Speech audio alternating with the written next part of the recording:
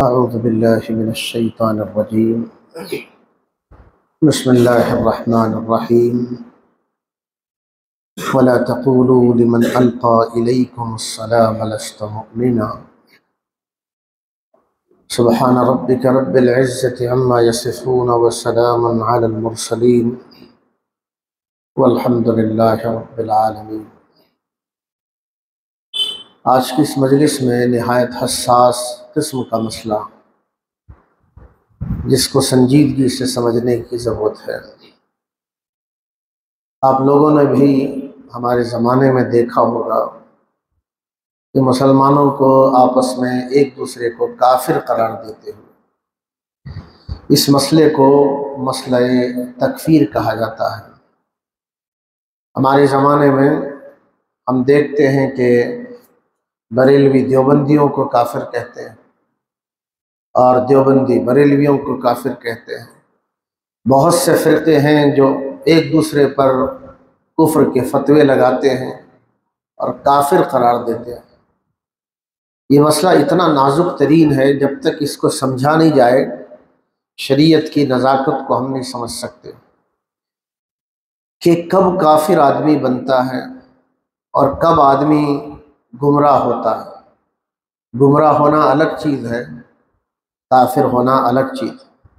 آدمی پہلے گمراہ ہوتا ہے، راستے سے بھٹکتا ہے، اور پھر آدمی راستہ جب چھوڑتا ہے تو پھر وہ باؤنڈری سے نکل جاتا ہے اور کافر ہو جاتا ہے. اس مسئلے کو نہ سمجھنے کے نتیجے میں مسجدوں کے خطیب، عام قسم کے مولوی جو دین کو پڑھتے نہیں ہیں، وہ ایک دوسرے کو کافر قرار دیتے ہیں. اور یہ اتنی آسانی سے قرار دیتے ہیں، ہمیں احساس تک نہیں رہتا کہ جس کو ہم کافر قرار دے رہے ہیں اگر وہ کفر کا صحیح مستحق ہے تو کافر ہوگا، ورنہ وہ کفر کا فتویٰ لوٹ کر کے کہنے والے کی طرف آئے گا اور کہنے والا خود کافر ہو جائے گا. اس سلسلے میں شریعت نے اصول مقرر کرے. شریعت نے جو اصول مقرر کیے ہیں انہی اصول کو آج کی مجلس میں ہمیں سمجھنے کی کوشش کرنا. کفر اور ایمان کا مسئلہ نہایت نازک مسئلہ ہے اور بہت اہم مسئلہ ہے. یہ بھی صحیح نہیں کہ ایک آدمی اعتقادی طور پر فساد میں مبتلا ہے، فکری اعتقادی گمراہی کی باتیں کرتا ہے، شریعت کا مذاق کرتا ہے، دین کے مسلمہ اصول کا انکار کرتا ہے، اور پھر بھی اس کو مسلمان کہا جائے. یہ بھی صحیح نہیں. اسی لیے آپ دیکھیں کہ مسلمانوں میں بہت سے فرقے ہیں، لیکن کچھ فرقوں کو متفقہ طور پر مسلمانوں سے خارج کیا گیا. ان میں سے ایک فرقہ قادیانیت کا فرقہ ہے. وہ سب ماننے کے لیے تیار ہے اور صرف ایک اصول ختم نبوت ماننے کے لیے تیار نہیں. بھارت کی حکومت نے بھی بہت زور لگایا کہ اس کو مسلمان سمجھا جائے، اور بھارت کی باہر کی حکومتیں بھی، امریکہ کی حکومت نے، انگلینڈ کی حکومت نے بہت زور لگایا اور مسلمانوں پر پریشر ڈالا گیا کہ تم ان کو مسلمان سمجھو. یاد رکھیں کہ مسلمانوں میں سے تو بہت سے فرقے ہیں. آپ غور کریں اس بات پر کہ ہر فرقے والا ایک دوسرے کو کافر کہتے ہیں اور ہر ایک کو اجازت ہے سعودی عرب میں داخل ہونے کی. وہ حج کرتے ہیں، وہ عمرہ کرتے ہیں. دیوبندی بھی حج کرتے ہیں، عمرہ کرتے ہیں. بریلوی بھی حج عمرہ کرتے ہیں. اہل حدیث بھی عمرہ حج کرتے ہیں. مگر یہ اتنی جرأت کے ساتھ ایک دوسرے کو کافر قرار دیتے ہیں. مگر یہ سب مل کر کے قادیانیت کو کافر اس لیے قرار دیتے ہیں کہ وہ ختم نبوت کا انکار کرتے ہیں. اسی لیے آج بھی مکہ مدینے میں قادیانیوں کا داخلہ منع ہے، اسی اصول کے بنیاد پر منع ہے. تو سب سے پہلی بات یہ سمجھنا ہے کہ ایک آدمی دین کے مسلمہ اصول کا انکار کرتا ہے، بنیادی باتوں کا انکار کرتا ہے، دین کا مذاق اڑاتا ہے، اور پھر بھی دنیا یہ کہتی رہے یہ مسلمان سمجھو. دین ایسی سستی چیز نہیں. دوسری طرف ہمیں یہ بھی سمجھنا ہے کہ یہ بھی ایک زیادتی ہے اور ظلم ہے کہ ہر وقت کفر کی تلوار باہر نکالیں اور دیکھیں کہ یہ آدمی چھوٹی چیز کا اختلاف کرتا ہے، اس کو بھی کافر قرار دو، اور یہ آدمی اس چیز کا انکار کرتا ہے، اس کو بھی کافر قرار دو، اس کی بھی اسلام میں اجازت نہیں۔ جزوی باتوں کے اختلاف پر کسی کو کافر قرار نہیں دیا جا سکتا۔ ایک آدمی ناف کے اوپر ہاتھ باندھ رہا ہے اور ایک آدمی ہاتھ نیچے باندھ رہا ہے، جب حدیث کی کتابوں میں اس کی شقیں موجود ہیں، ایک آدمی اس حدیث پر عمل کر رہا ہے اور ایک آدمی اس حدیث پر عمل کر رہا ہے، مگر یہ جزوی مسائل کو لے کر کافر قرار دینا اسلام پر ظلم ہے، اسلام کے اصولوں پر ظلم ہے۔ حتیٰ کہ کسی کو کافر قرار دینے کے بارے میں اسلام نے کتنی محتاط بات بتائی۔ آپ سورہ نساء کی آیت نمبر 94 پڑھیے، اگر آپ کو موقع مل جائے زندگی میں تو سورہ نساء کی آیت نمبر 94 میں اس مسئلے کو بتایا گیا کہ دیکھو جنگ کا وقت ہے اور جنگ چل رہی ہے، مسلمان کون ہیں ہمیں معلوم ہے، کافر کون ہیں ہمیں معلوم ہے۔ ایک آدمی کافروں کی طرف سے لڑنے آیا، جنگ چل رہی ہے اور آپ اس سے لڑ رہے ہیں، لڑنے کے دوران آپ اس پر تلوار چلا رہے ہیں اور وہ کہہ رہا ہے میں مسلمان۔ اب اس وقت کیا کرنا چاہیے؟ یہ سارا یقیناً یہ بات ہو سکتی ہے کہ آدمی ڈر کر کے اپنے آپ کو مسلمان ظاہر کر رہا ہے۔ یہاں اس پس منظر کو سمجھنے کی ضرورت ہے۔ جنگ کے دوران ایک آدمی اپنے آپ کو مسلمان کہہ رہا ہے جبکہ وہ کافروں کی طرف سے آیا ہے اور مسلمانوں کے خلاف لڑ رہا ہے۔ لڑنے کے دوران ایک مسلمان کے ہاتھ لگ گیا اور وہ کہہ رہا ہے میں مسلمان ہوں۔ مانیں گے نہیں مانیں گے؟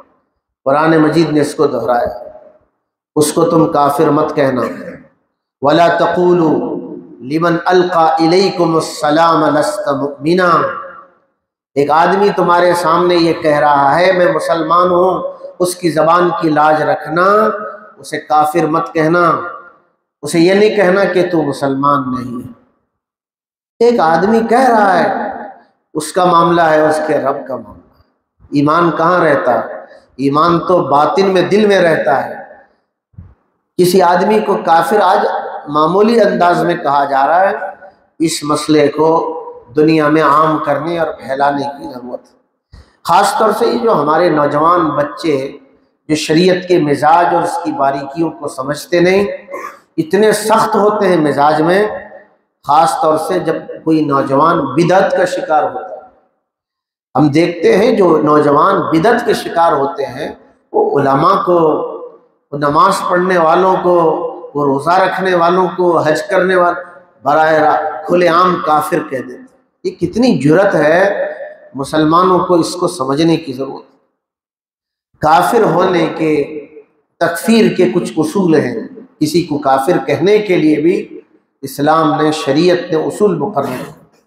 پہلا اصول یہ ہے کہ اگر کوئی آدمی دین کا مذاق اڑا رہا ہے تو دین کا مذاق اڑانا یہ کفر کا سبب ہے، اس لیے ہمیشہ دین کا مذاق اڑانے سے بچنا چاہیے۔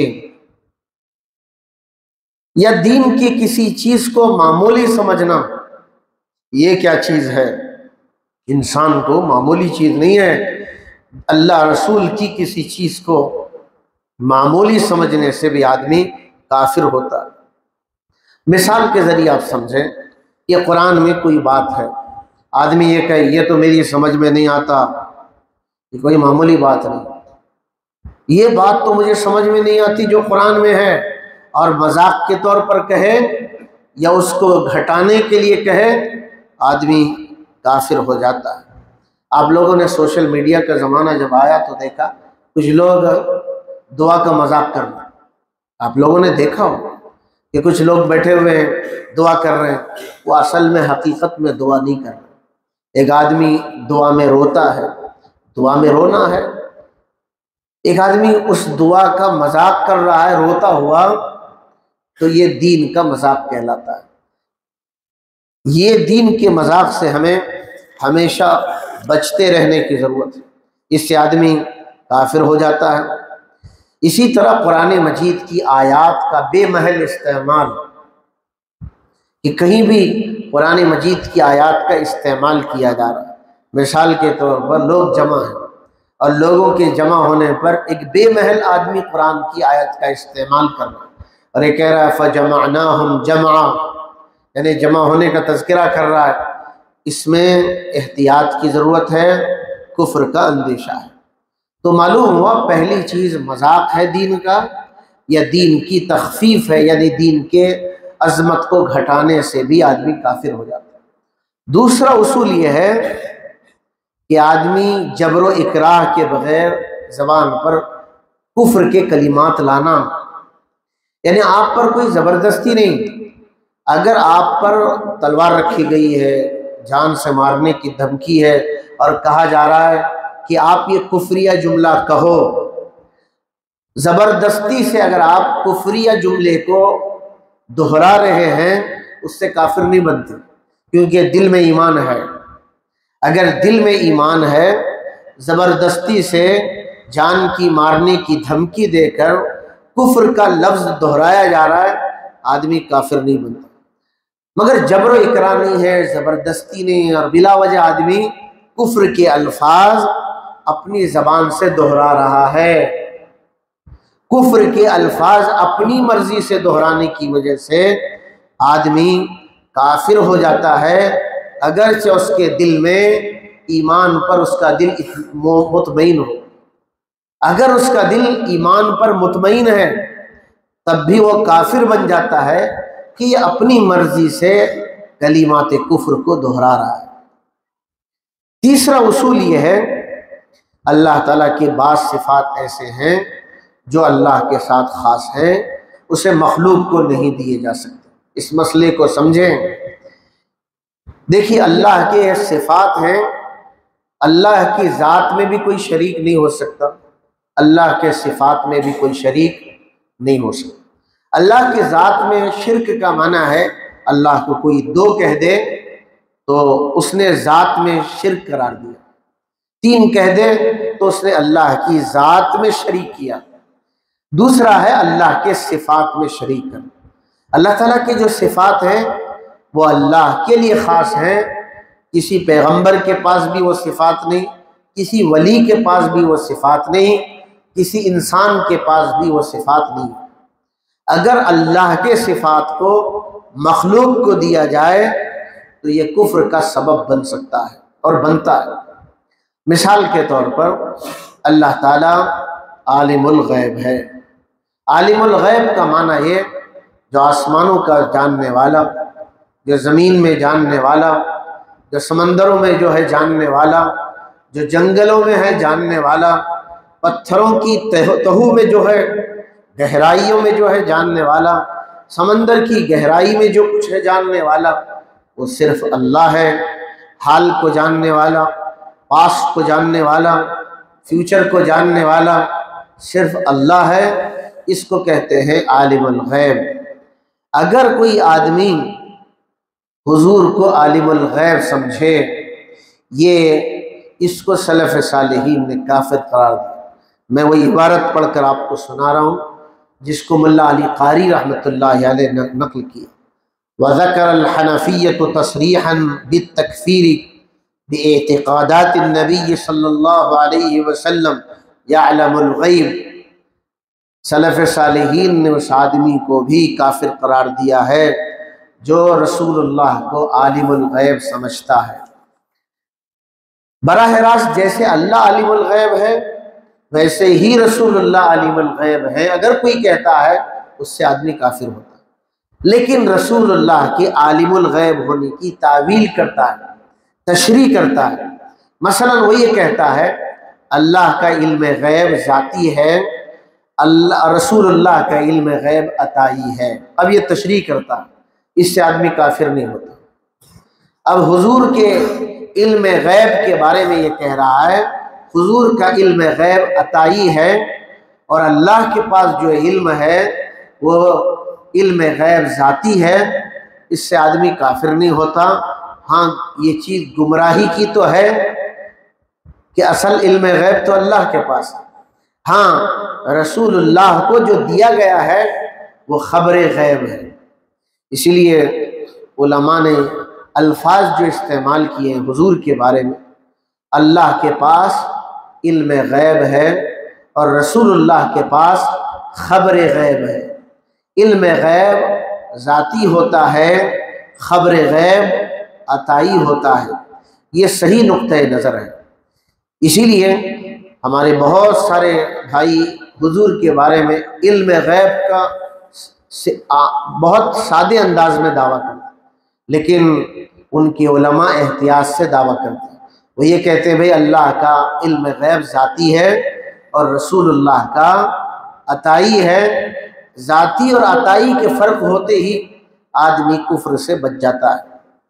چوتھا اصول یہ ہے کہ کوئی گناہ ہے، چاہے وہ گناہ کبیرہ ہو چاہے کوئی گناہ صغیرہ ہو، اس کو معمولی سمجھنے سے بھی آدمی کافر ہو جاتا ہے۔ جائز کو ناجائز سمجھنا، حلال کو حرام سمجھنا، حرام کو حلال سمجھنا، یہ اتھارٹی صرف اللہ کے پاس ہے۔ ان میں سے کسی چیز کا انکار کرنا، اس سے بھی آدمی کافر ہو جاتا ہے۔ پانچواں اصول یہ ہے کہ کوئی آدمی دین کی بنیادی باتوں میں سے کسی بنیادی بات کا انکار کرتا ہے۔ اب یہاں مسئلہ اخیر میں ہم سمجھیں، اسلام نے جو بنیادی باتیں بتائیں، نمازیں 5 فرض ہیں، سال میں روزے فرض ہیں، مال میں زکوٰۃ فرض ہے، تمہیں زندگی میں 1 مرتبہ حج فرض ہے، تم پر غسل واجب ہو جائے تو غسل کرنا پڑے گا۔ ان میں سے کسی چیز کا انکار بھی آدمی کو کافر بنا دے۔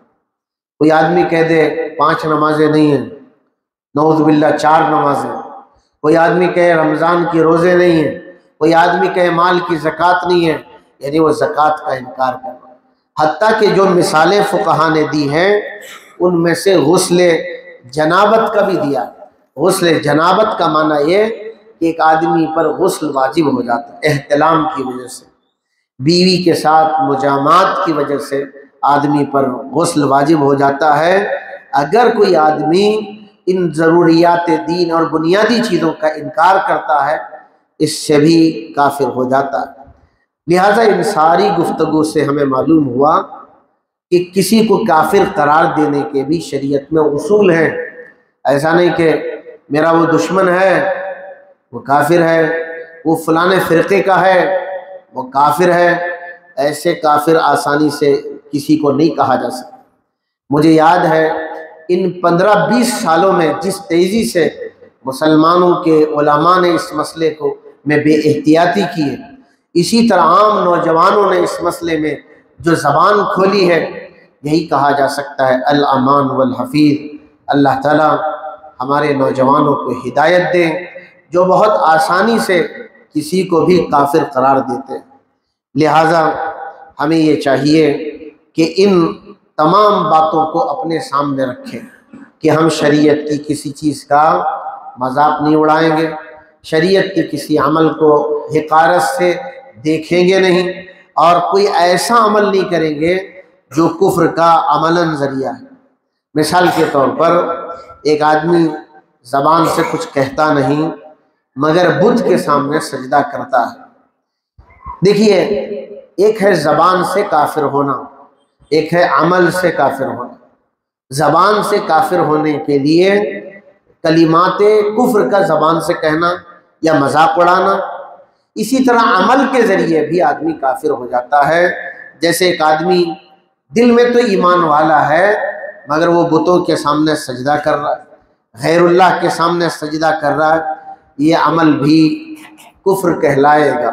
لہٰذا دین کے معاملے میں زبان کی حفاظت کریں، عمل کے معاملے میں کفری اعمال سے حفاظت کریں۔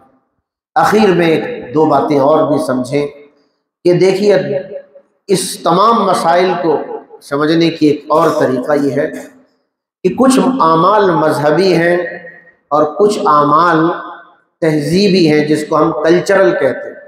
ابھی آپ نے چند دن پہلے دیکھا کہ گنیش تہوار میں مسلمانوں کو لے کر جھکتے ہوئے ان کے سامنے اور تیر اتارتے ہوئے، یہ مذہبی چیزیں ہیں، اس سے آدمی کافر بن جاتا ہے۔ کلمہ پڑھ لے پھر مسلمان ہو جائے۔ ایک ہے مذہبی چیزیں، اس سے بہت احتیاط کی ضرورت ہے۔ دیوالی ہے، ہولی ہے، دسہرا ہے، اس میں بہت احتیاط کرنے کی ضرورت ہے کہ ہم جس ملک میں رہ رہے ہیں وہاں ہمارے برادران وطن ہیں، ان سے ہم بھائی چارہ بنا کر زندگی گزاریں۔ بھائی چارے کا مطلب یہ نہیں کہ ہم تمہارے مذہب کے ریت رواج اپنائیں گے اور تم نماز پڑھنا ہم پوجا کریں، یہ کوئی عقل مندی نہیں۔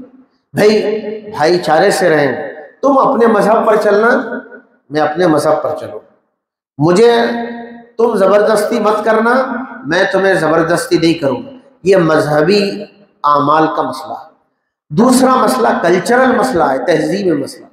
مثال کے طور پر ہمارے سماج میں کلچر ہے، ایک آدمی برتھ ڈے کر رہا ہے، کیک کاٹ رہا ہے، اس سے آدمی کافر نہیں بنتا، یہ ایک کلچر ہے۔